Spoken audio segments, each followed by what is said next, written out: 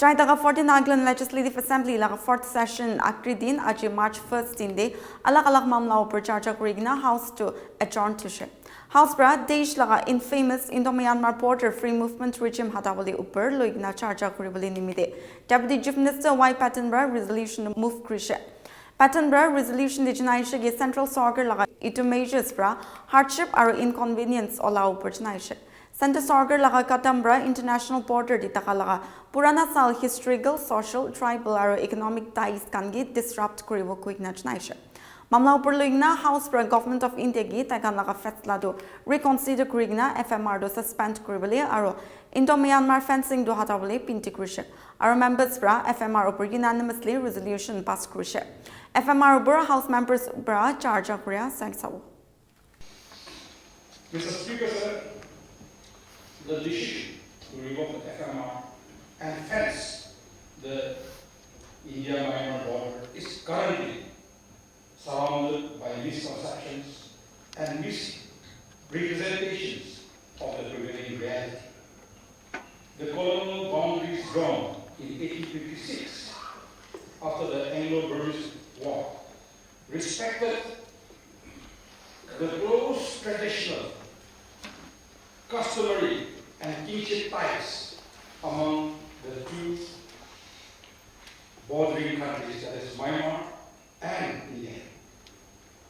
Moreover, I think we should all know as a member, the FMR was harmonized and formalized in 2018 by the present BJP government, that is the NDA government. The government recognized the artificial nature of these boundaries and facilitated the friendly relationship with Myanmar. The question here is why the sudden decision to revoke it? To me, it's a $1 million question. Since time immemorial, the Nagas have been living in our own God-given land, in our own way of life, with our own traditions and customs, long before the birth of India, that is 15 August 1947, and Burma on 4 January 1948 as an independent and sovereign state country. Now when you look at the history, Mr. Speaker, sir, Nagas, we were a free nation. We were never conquered, we were never defeated, we never were ruled by anybody. We were sovereign. This speaks volumes of why our forefathers are fighting for sovereignty. The free movement from the beginning, both the Burma and India operated a free movement regime for the tribal communities living along that common borders, recognizing the old economic, social, and cultural ties. The Burma Passport rule of 1948 allowed indigenous populations of all countries bordering Burma to travel to Burma without passport or permits. They did not need any passport nor permits at that point of time, provided they live within that 40-kilometer radius from the border. So, when you look at it, it is Burma who has taken the first step for operation of free movement region, followed by India in the year 1950. India also amended its passport rules to allow the tribes residing in that 40-kilometer radius around the border to travel to India and stay for 72 hours, or to be precise, 3 days. Thereafter, after 17 years, on 10 March 1967, Burma and India signed a boundary treaty which delimited their common frontiers in detail in the year 1968. It took 1 year. India unilaterally introduced a permit system for traveling across the border, and in the years 2004, after a gap of 36 years, India reduced the travel limit to 60 kilometers. That is what we do today. Then after a gap of another 10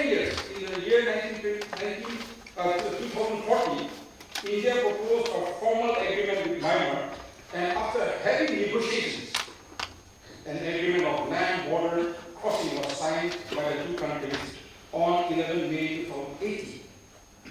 As per the agreement, the residents of the two countries living within the 60-kilometer radius of the border are issued border passes. Now we need a border pass, which they must carry at all times after crossing the border, which both the countries enjoy this freedom of movement through this agreement till date. The passes are usually valid for a year and they can stay on the other side up to 14 days per visit. As per rough statistics, there are around 250 villages within that area and nearly 3 lakh population or plus within that 10-kilometer radius of the border who frequently cross the border through small and large informal and formal border crossings. This includes both the countries. For this very FMR, the two countries enjoy friendly relationship and even trade and commerce prospered due to this FMR or rather agreement, whatever we call it. To our surprise, last month, January 2024, Mr. Speaker, the government of India hinted its intention to terminate the free movement region and proposed to fence the boundary between the two countries has shocked us all. To me, Mr. Speaker, this is politically illogical. The first thing we need to analyze is the reason why, as I stated, this FMR has to be abolished after 71 years of its peaceful existence. In the 50s, they had already divided us mentally, and now they want to divide us physically forever, which we cannot allow. Today, as honorable members, as mandated leaders, I think it is our duty to stand up for our rights, to protect our people and our land. This, I should say, is illogical and cannot be accepted by the Naga communities from whichever state he or she is. Officially, in the Federal Ministry of Home Affairs, they stated that FMR was scrapped to ensure the internal security of the country and to maintain the demographic structure in the North states. Government of India blaming insurgency or drug peddling for closure of FMR are not valid grounds to me. I believe there have a hidden agenda, and that is to check the influx of Christian population, as the Hindus are minority in almost all the North states. Hindu belt we have only in Manipur, half of Manipur. The larger side Christian. Nagaland, Arunachal, everything are more Christians. Mr. Speaker, the injustice rendered to the Nagas by dividing the Nagas by the then Prime Minister Mr. Jawaharlal Nehru and the then Burmese Prime Minister Mr. Unnu in the 50s is indeed disheartening. They violated the arbitrary international boundary by drawing an unexpected imaginary line that divided the Nagas. Dividing one tribe, one family, dividing brothers, dividing our land, our home, everything. The current India-Myanmar boundary, and eventually, today, the Naga family is divided and live in two different countries, India and Myanmar. This Treaty of Yandago ended the First Anglo-Burmese War, 1824 to 1826, but separated communities with shared ethnicity and cultures, including the Nagas as well as the Kuki, Chin, Mizo communities, without their consent. In particular, the Naga people were arbitrarily divided by an imaginary boundary line demarcated between the two countries, India and Myanmar. And this has divided the same ethnic people without their consent. This was the handiwork of the Britishers, and both the countries, Myanmar and India, inherited the British policy of divide and rule. As for the Nagas, we must understand that the land of the Naga people within Indian states like Manipur, Assam, Nagaland and Arunachal come to about 50,000 square kilometers, whereas the areas of Burma Naga consist about 90,000 square kilometers. Half of the Naga family resides in Myanmar and the other half in India. All the border areas along Indo-Myanmar are neglected by both the countries and remain backward with landlocked. As a result, the area became a safe sanctuary for all kinds of unwanted antisocial elements, which continue to exist in those areas till date. My humble suggestion is that both the country's top political leaders work out strategies to transform those landlocked areas along the border by improving connectivity between the two countries, strengthening security posts and administration system in sensitive pockets instead of constructing border fencing. This I mentioned in plenary of NEC in 2016, where the Prime Minister was the chief guest to unlock the landlocked areas of the border state. The issue of influx of illegal immigrants, like that of the Chinese, Rohingyas, etc., into India has no similarity with the Naga issue. For instance, the Chin-Kuki Meitei problem cannot be equated with the Naga situation because the Naga people have been living together peacefully and a family, unlike the case of Chin-Kuki Meitei in Manipur or in other parts of India. In particular, during my time as Chief Minister back in 2017, when Myanmar decided to fence the border, I remember that this August House had adopted a resolution appealing the central government against the exercise of to fence the border. Subsequently, the then Union Home Minister wrote to the Ministry of External Affairs to take up the matter with Myanmar and convey to the government of Myanmar not to proceed with border fencing on its side. This is basically because of the strong attachment the Nagas have for their ancestral land, each land of the system. Speaker sir, in my understanding, the Act East policy or Look East policy of the Government of India under the leadership of Honorable Prime Minister Sri Narendra Modi ji, which intends to improve trade and communication across the Indo-Myanmar border, would be defeated if boundary fencing is given to go ahead. This is a serious issue for the Naga people, and this August House may pass a strong resolution of opposition and convey to the Government of India the feeling of our people who are vehemently opposing the construction of border fencing along the Indo-Myanmar boundary bordering Naga. In conclusion, I suggest that like-minded state government in Northeast region may collectively approach the Government of India for reconsideration on their decision to abrogate and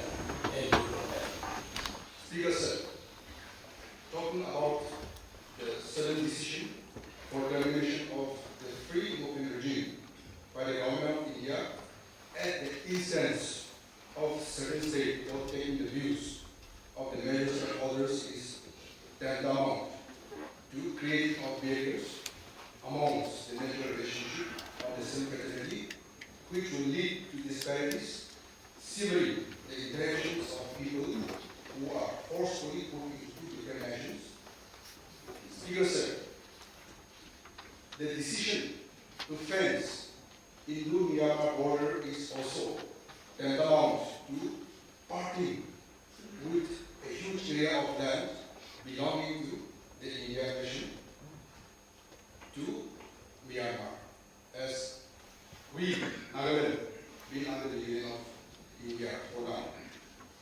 Speaker sir, we cannot ignore the aims and objectives for which the FMR was created in the first place.